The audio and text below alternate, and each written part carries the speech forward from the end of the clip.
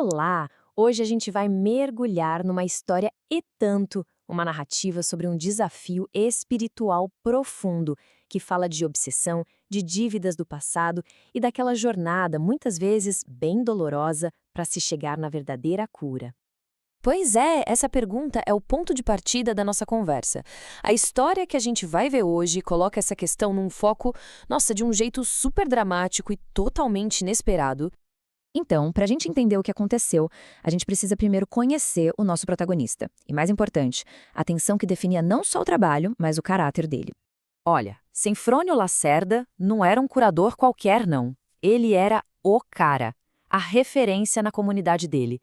Tinha um caso de obsessão, era o nome dele que vinha na cabeça de todo mundo. Ele era generoso, pontual, uma disposição para servir que era de admirar, e os resultados que ele conseguia eram vistos como verdadeiros prodígios. E é aqui que a coisa fica curiosa, porque o método do Sinfrônio tinha um paradoxo gigantesco. Enquanto ele tratava os pacientes, as pessoas, com um carinho, com uma gentileza enorme, a abordagem dele com as entidades era o oposto completo. Era dura, hostil, autoritária. Para ele, era simples. De um lado a vítima inocente, do outro, o carrasco cruel. Ponto final. Só que o mentor espiritual dele, o Jerônimo, vivia tentando dar um toque, sabe? Ele aconselhava o Sinfrônio a não ver o mundo só em preto e branco, lembrando que, muitas vezes, as feridas existem dos dois lados. Mas o Sinfrônio, super confiante no seu método, simplesmente se recusava a ouvir. E foi aí que a vida deu um jeito de fazê-lo ouvir. Toda a experiência do Sinfrônio, até então cheia de sucessos, foi completamente abalada por uma crise dentro da sua própria casa. É aquele momento em que a teoria e a prática batem de frente. O problema que ele achava que só existia lá fora bate na porta dele. E da pior forma possível, a sua própria filha, Angelina, com só 15 anos, começa a ter distúrbios gravíssimos. De repente, o especialista vira um pai desesperado. E os sintomas eram de assustar. Imagina a cena. No meio da tranquilidade da casa, do nada, a menina caía, pálida, com a respiração ofegante, completamente fora de si. A situação era muito séria e precisava de uma resposta rápida. Aí a gente chega no ponto crucial da história. O homem que resolvia os casos mais difíceis para os outros, agora se vê de mãos atadas, completamente impotente para ajudar a própria filha. E olha, o Sinfrônio tentou de tudo. Primeiro usou seus passes magnéticos que não deram em nada. Depois, buscou um diagnóstico médico que apontou epilepsia, mas a medicação também não resolveu. Desesperado, ele voltou para o método que ele conhecia, o confronto. Começou a dar ordens duras ao espírito. E o resultado? A Angelina só piorava.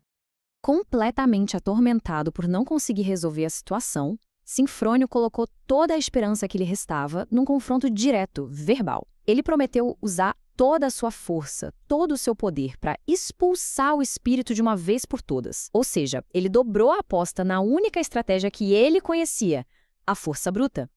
Depois de meses e meses de frustração, uma porta finalmente começa a se abrir. E o que ela revela é uma verdade muito, mas muito mais complexa do que o Sinfrônio podia sequer imaginar. Ele organizou reuniões semanais em casa, mas a luta foi longa. Pensa bem. Por quase 10 meses, a entidade se manifestava através da Angelina, mas não saía uma palavra. Era uma agonia sem fim, até que numa noite, finalmente, o espírito conseguiu falar. E as primeiras palavras? Nossa!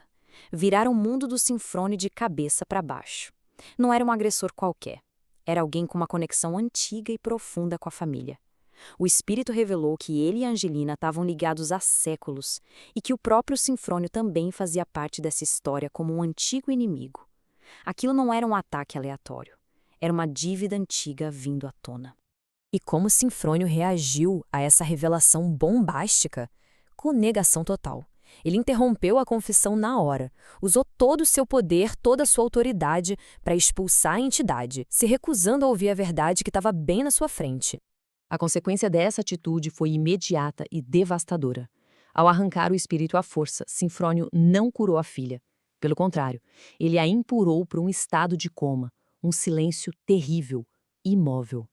Esse momento de desespero total é o ponto de virada da história, é o fundo do poço que força o Sinfrônio a aprender a lição mais difícil da vida dele. Foram 14 longas horas de angústia vendo a filha ali, sem se mover. O especialista, o sabe-tudo, finalmente se desfez. Chorando pela primeira vez em muito tempo, ele orou. Não mais como um mestre, mas como um aprendiz desesperado, implorando por ajuda. E a ajuda veio. Seu mentor, Jerônimo, apareceu e usou essa metáfora poderosa. Ele explicou que dívidas espirituais tão antigas são como um carvalho de 300 anos. Não dá para simplesmente arrancar na marra. Tentar fazer isso só causa mais estrago. A solução proposta foi chocante, totalmente contraintuitiva.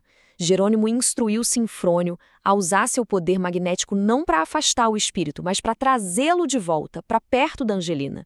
A cura não viria da separação, mas da reconciliação.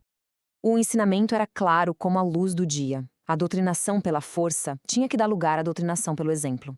Sinfrônio precisava tratar aquele espírito não mais como um inimigo, mas como um filho. Porque, no fim das contas, a única coisa que realmente pode curar o ódio é o amor. Com palavras de consolo, Jerônimo deu uma nova perspectiva àquela experiência toda. Não era uma humilhação, e sim um passo necessário. Sinfrônio, assim como o espírito e a filha, também tinha suas próprias dívidas para acertar. E para seguir em paz, é preciso quitar esses débitos. A história do Sinfrônio deixa essa reflexão no ar, não é? Ela desafia a gente a pensar nas nossas próprias batalhas e nos métodos que a gente usa para lutar. Será que a verdadeira força está na capacidade de dominar ou na coragem de amar e perdoar? Fica aí a pergunta para a gente pensar.